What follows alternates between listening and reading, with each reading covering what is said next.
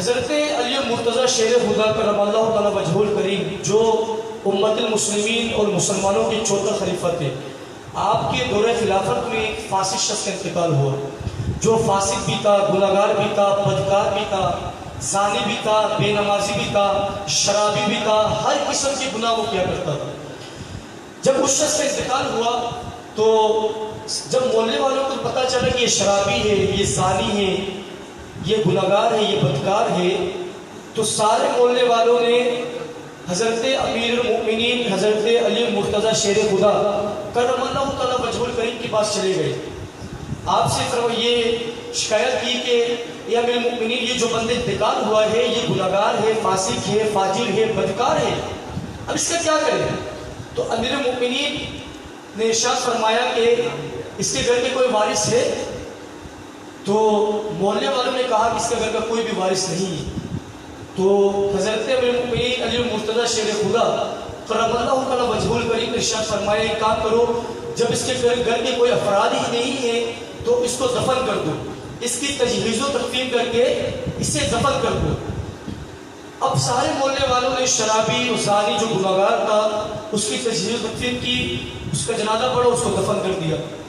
دفن کرنے کے بعد اب اس شرابی، وہ جو زانی گناہگار بدکار تھا، اس کی جو ایک ماں ہے، اس کی ماں کو جب پتہ چلا کہ میرے بیٹے کا انتقال ہو گیا اور کسی نے میرے بیٹے کی چہرے کی زیارت نہ کرائی، تو ماں روتی ہوئی چڑھاتی ہوئی حضرت امیر المؤمنین علی مرتضیٰ شیر خدا کرم اللہ تعالیٰ وجہ الکریم کے پاس آئے اور کہا کہ امیر المؤمنین آپ نے ناانصافی فیصلہ کیا۔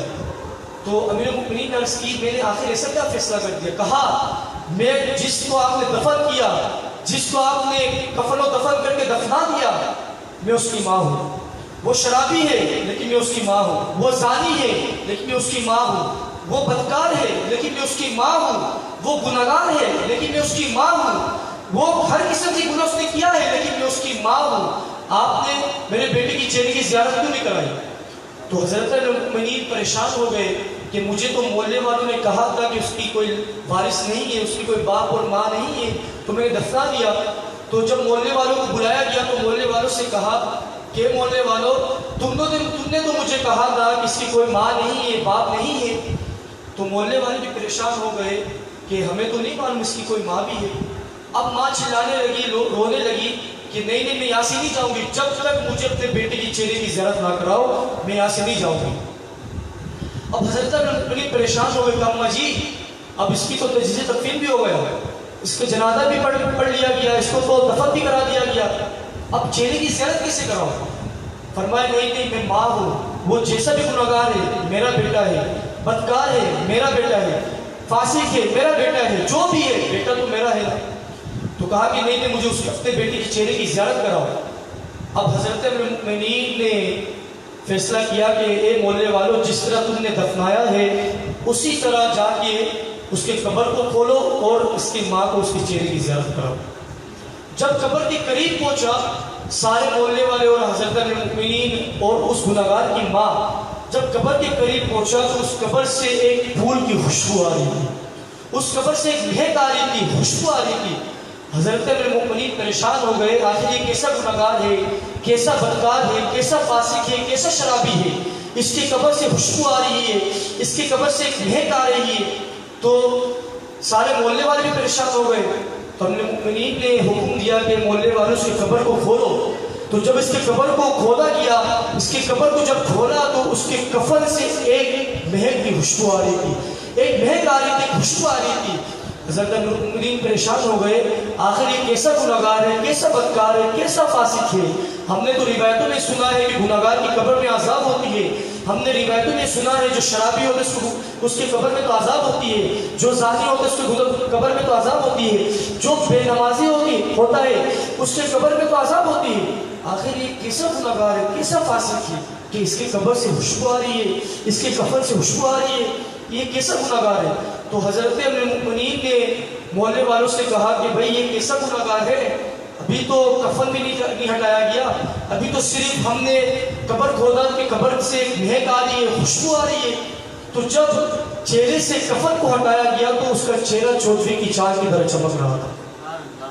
उस फासिक का चेहरा चौदहवीं की चांद की तरह चमक रहा था। जो फासिक है, गुनहगार है, बदकार है, बेनमाजी है, शराबी है, जानी है, लेकिन जब उसको दफनाया गया, जब उसके कब्र के करीब पहुंचा गया तो उसके कब्र से फूल की खुशबू आ रही थी।